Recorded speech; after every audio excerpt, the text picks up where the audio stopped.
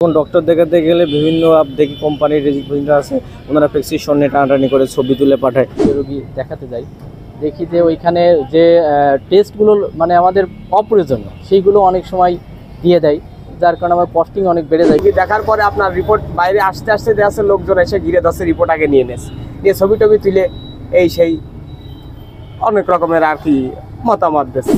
আমার মনে হয় যে ওষুধ কোম্পানি ডাক্তারের সাথে যে কোনো একটা ইসির বিনিময়, যে কোনো টাকা পয়সার বিনিময় টাকার কোম্পানির ওষুধটা লেখুক, এতে চাই। তো ওষুধই কাজ হোক না হোক, ডাক্তাররা ওষুধটা লিখে রুগীদের দিক। যে উদ্যোগটা নিয়েছে স্বাস্থ্য খাতে, এটা আমাদের জন্য খুবই একটা সুন্দর উদ্যোগ নিয়েছে।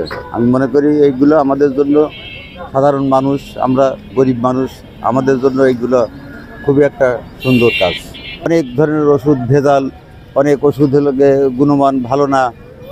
ডাক্তারদের সঙ্গে রিপ্রেজেন্টেটিভরা অনেক সময় অনেক স্যাম্পল ট্যাম্পল নিয়ে অনেক ডাক্তারদের সঙ্গে বহুত করে যে আমাদের ওষুধটা, আমাদের কোম্পানির ওষুধটা লেখেন।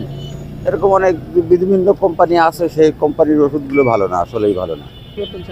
এটাও পরিবর্তন চাই। তার কারণ আগে রুগী দেখলেই বিভিন্ন ধরনের টেস্ট লাগবে।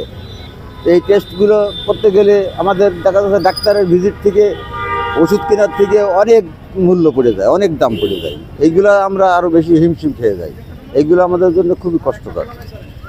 অবশ্যই স্বাস্থ্যসেবা তো সবার মৌলিক অধিকারের ভিতরেই একটা স্বাস্থ্যসেবা, তো এটা অবশ্যই মৌলিক অধিকার হওয়া উচিত। এটা মূলত যে চেঞ্জগুলো আনছে সরকার, এগুলো যদি প্রপারলি ইউটিলাইজ করে তাহলে অবশ্যই ভালো দিক। যেমন আমরা বিভিন্ন ডাক্তারের কাছে যখন যাই, রোগী দেখাতে যাই, দেখি যে ওইখানে যে টেস্টগুলো মানে আমাদের অপ্রয়োজনীয় সেইগুলো অনেক সময় দিয়ে দেয়, যার কারণে আমার কস্টিং অনেক বেড়ে যায়। বিশেষ করে যারা গরিব রোগী এবং মানে খুবই মিড লেভেলের রোগী, এদের জন্য আসলে খুবই প্রবলেম হয়। তারপরে পাশাপাশি আরেকটা বিষয় যেটা দেখি যে ওই যখন আমরা ডাক্তারের কাছে দেখাতে যাই, ওই দেখি বিভিন্ন কোম্পানি, ফার্মাসিউটিক্যাল কোম্পানির রিপ্রেজেন্টেটিভরা একের পর এক মানে ঢুকছে আর বেরোচ্ছে, মানে ওদের জন্য আরও বিরক্তিকর। মানে যারা রোগী, যারা সিরিয়ালে থাকে, ওরা আরও বিরক্ত হয়। তো তারপরেও দেখি যখন প্রেসক্রিপশনে যে ওষুধগুলো লেখে, এইগুলো আসলে যদি আমি মনে করি ভালো কোম্পানিগুলো, যে ওষুধগুলো খুব ভালো ব্র্যান্ডেড, এরকম ওষুধ খুব কম ইদানিং আসছে আর কি। দেখা যাচ্ছে 4-5টা ওষুধ দেয়, 1-2টা ভালো কোম্পানির, বাদ বাকি মানে মিড লেভেলের কোম্পানি আর কি। তো এই ক্ষেত্রে সরকার যদি একটা লিস্ট করে দেয় যে এই কোম্পানির এই ওষুধগুলো চলবে আর কি, লিস্ট করলে ওর ভিতরে ডাক্তাররা প্রেসক্রাইব করলে বেটার হয় আমি মনে করি। হ্যাঁ, যে পরিবর্তনগুলো যদি প্রপারলি ইউটিলাইজ হতে হবে, কারণ ওই খাতা কলমে হলে হবে না, বা হচ্ছে প্রজ্ঞাপন দিলে বা ওই যে কাগজে থাকলেই হবে না। এটা প্রপারলি ইউটিলাইজ করার জন্য ওই ডিভিশনে একটা ভালো দক্ষ লোক সেট আপ করতে হবে। তাহলে আমি আশা করি যদি এইভাবে পরিবর্তন হয়, তাহলে আমার জনসাধারণের জন্য, সবার জন্য ভালো হবে। না, ঠিক আছে, একমত। আসলে বিষয়টা এমন হয় উচিত, আমরাও মনে করি যার যে রোগ, সেই সমস্যা, সেই ট্রিটমেন্ট, সেই অনুযায়ী ওষুধ হোক। আগে দেখা যাচ্ছে ডাক্তারের কাছে গেলাম, যাওয়ার পরে রোগী দেখার পরে আপনার রিপোর্ট বাইরে আসতে আসতে দেখা যাচ্ছে লোকজন এসে ঘিরে ধরছে, রিপোর্ট আগে নিয়ে নেছে, নিয়ে ছবি টবি তুলে এই সেই অনেক রকমের আর কি মতামত দিচ্ছে।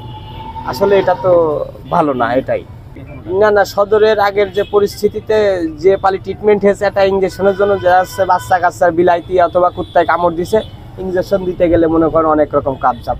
তাদের মূলত কথা হলো, তারা ভালো কথা বলবে কি, তাদের ব্যবহারই খারাপ ছিল।